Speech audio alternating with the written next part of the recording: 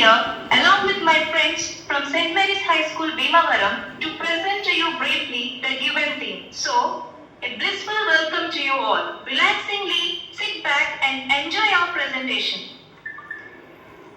Children, today I am very happy to have Sister Vimala, who teaches well the biblical stories creatively. Yes, I agree with you. Dear friends, Sister Vimala told that today Father Uday Kumar will be coming to take class for us. How nice! His classes will be so interesting. Good morning, dear Father Uday Kumar and Sister Vimala. Morning, dear children. How are you all? We are fine, Father and Sister. A warm welcome, dear Father. We are eagerly waiting for your new story. Sure, today we shall learn about a brilliant personality, a multi-talented, a lovely shepherd boy, a good singer, a wonderful dancer, a wise composer of psalms, a great warrior, and a well-known king for 40 years. Can you guess who is he? Yes, he is King David. Now, let us warm up ourselves with an action song. Come on, join with me.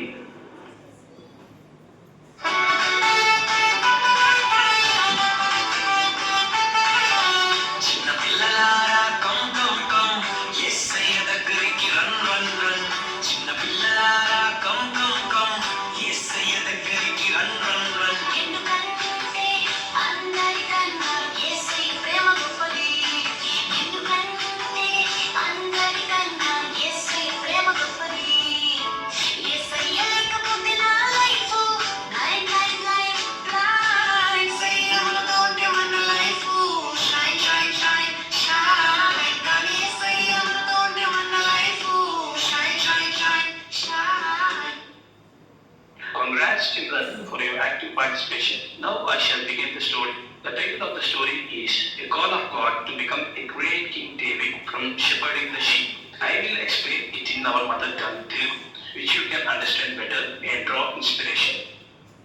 ఇది కేవలం ఒక రాజు కథ కాదు. ఇది ఒక గొర్రెల కాపరి నుండి మహారాజుగా మారిన మనిషి కథ. బైబిల్లో సమూయేలు గ్రంథంలో వ్రాయబడ్డ ప్రకారం దావీదు ఇశ్రాయేలు మరియు యూదా సమైక్య రాజ్యానికి రెండవ రాజు. దావీదు ఇశ్రాయేల్ సామ్రాజ్యాన్ని 1040 నుండి 970 BC మధ్య పరిపాలించారు. మత్తయి మరియు లూకా సువార్తల ప్రకారము యేసుక్రీస్తు యొక్క వంశావళికి మూల పురుషుడు. ఇశ్రాయేలు చరిత్రలోనే అత్యంత గొప్ప రాజులలో ఒకరైన దావీదు జీవిత ప్రస్థానాన్ని ధ్యానించబోతున్నాం.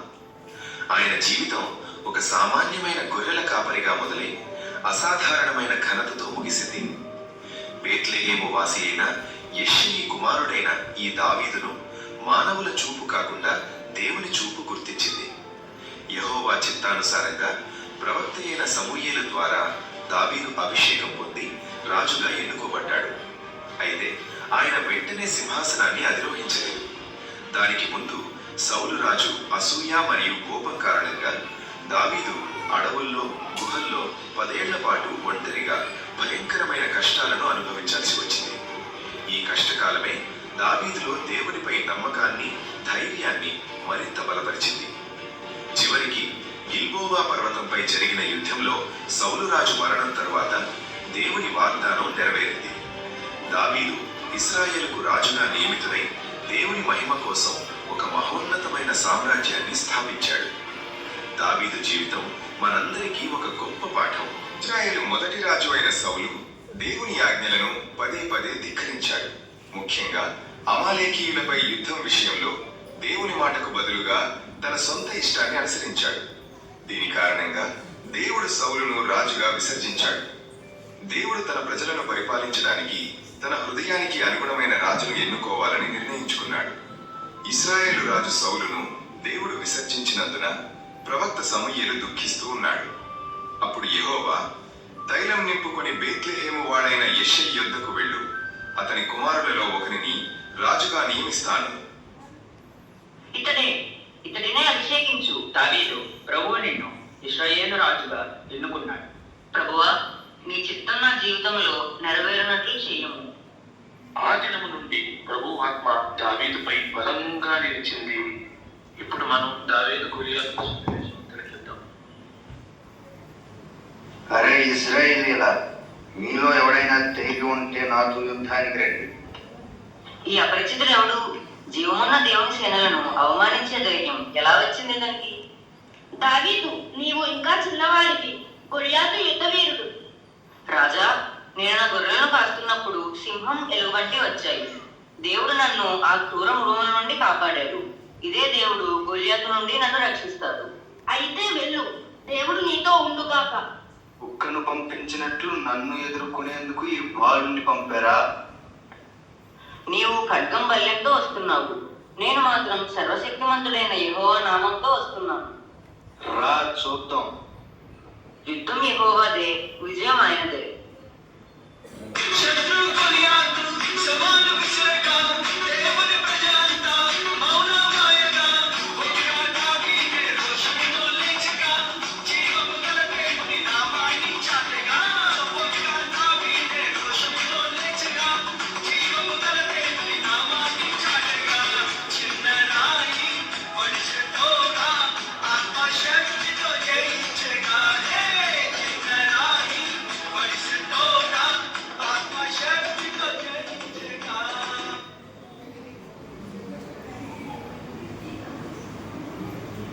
దావీదు సౌలురాజు కొలువులో ఆస్థాన సంగీతకారుడిగా, యుద్ధవీరుడుగా విజయం సాధిస్తూ అందరి ఆదరాభిమానాలు పొందుతున్నాడు.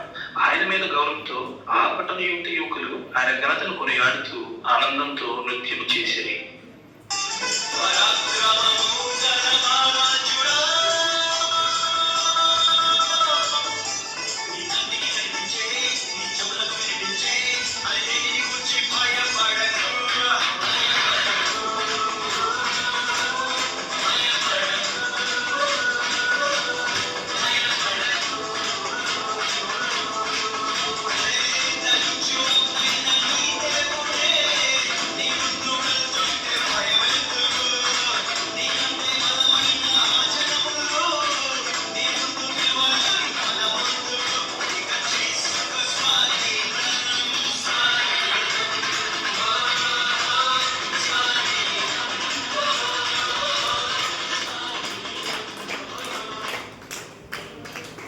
రోజు రోజుకు అనేక రంగాల్లో ఎదుగుతున్న దావీదును చూచి ఓర్వలేని సౌలురాజు దావీదును చంపడానికి అనేక సార్లు ప్రయత్నాలు చేయగా, సౌలు కుమారుడైన జోనాథన్ దావీదుకు ప్రియమైన స్నేహితుడు కాబట్టి తన తండ్రి కుట్రలకు గురి కాకుండా రక్షిస్తున్నాడు. అప్పుడు దావీదు 10 సంవత్సరాల పాటు అడవులలో, ఎడారుల్లో అనేక బాధలకు గురి అయి తన దుఃఖమును పాటల రూపంలో దేవునికి వ్యక్తపరుస్తాడు.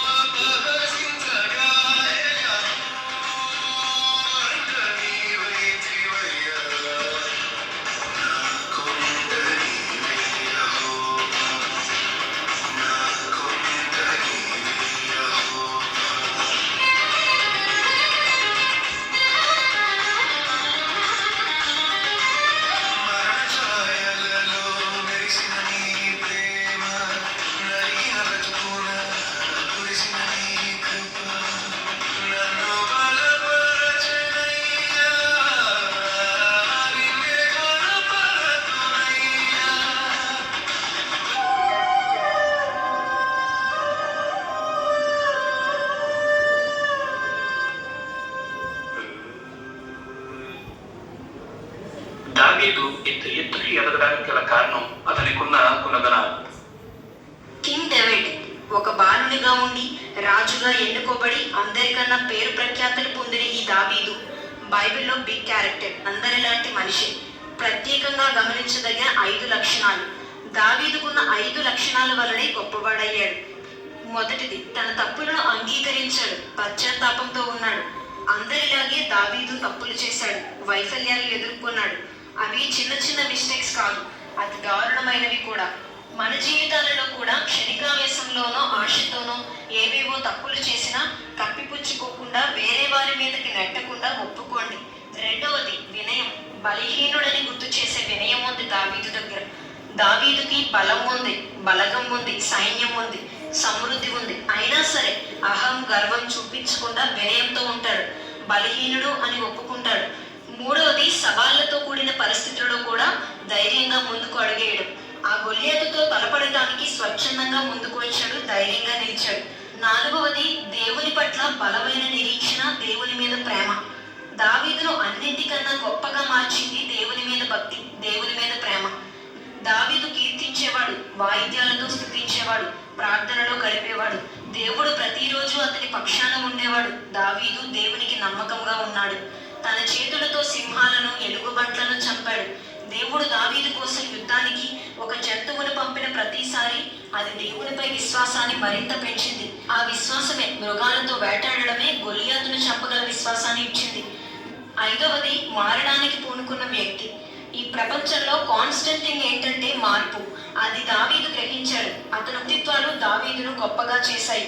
అలాంటి వ్యక్తిత్వాలు మనం నేర్చుకోవాలి.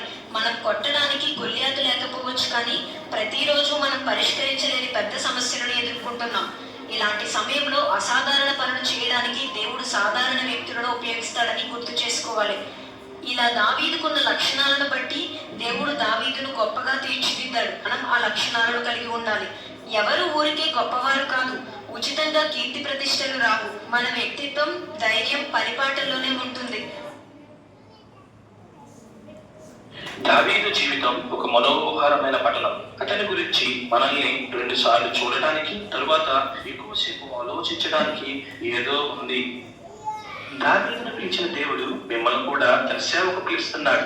ఒక రచయితగా, నృత్యకారుడిగా, సంగీతకారుడిగా, యుద్ధవీరుడిగా, సేవకుడిగా, ఇంకా మరెన్నో సంఘ సేవలకు కావచ్చు.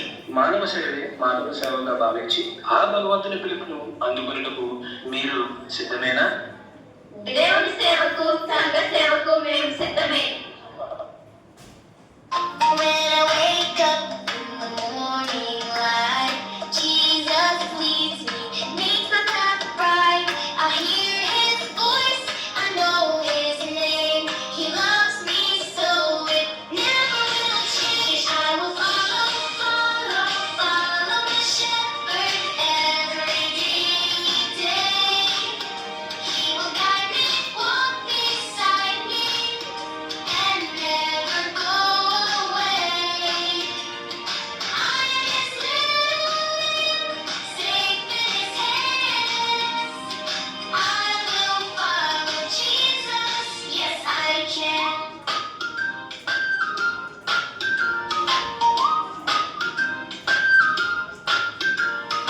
When I'm scared or when I'm lost, Jesus comes no matter the cost. He holds me close, He calms my fear. My good shepherd is always near. I will follow, follow, follow my shepherd every day.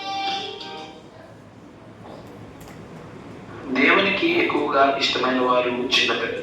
దేవుని రాజ్యం వారిదే. చిన్నపిల్లలని మీరు దావీదు రాజు జీవిత చరిత్ర ద్వారా కొన్ని మంచి విషయాలు నేర్చుకున్నారని భావిస్తున్నాను. ఇంతటితో ఈ కథ ముగిస్తున్నాను. ఎంతో శ్రద్ధతో, ఆసక్తితో బైబిల్ కథలు నేర్చుకుంటున్నందుకు మిమ్మల్ని అందరినీ అభినందిస్తూ, ఆశీస్సులిస్తూ నేను ఇక సెలవు తీసుకుంటున్నాను. I'm extremely grateful to our dear Sister Sundari, Sister Aruna and the management for giving us this wonderful opportunity. This program has truly boosted our confidence and helped us discover our hidden talents and love of God. I sincerely appreciate the efforts of all the participants, teachers and sisters for their wholehearted support and cooperation in making this program a grand success. May God bless everyone. Thank you.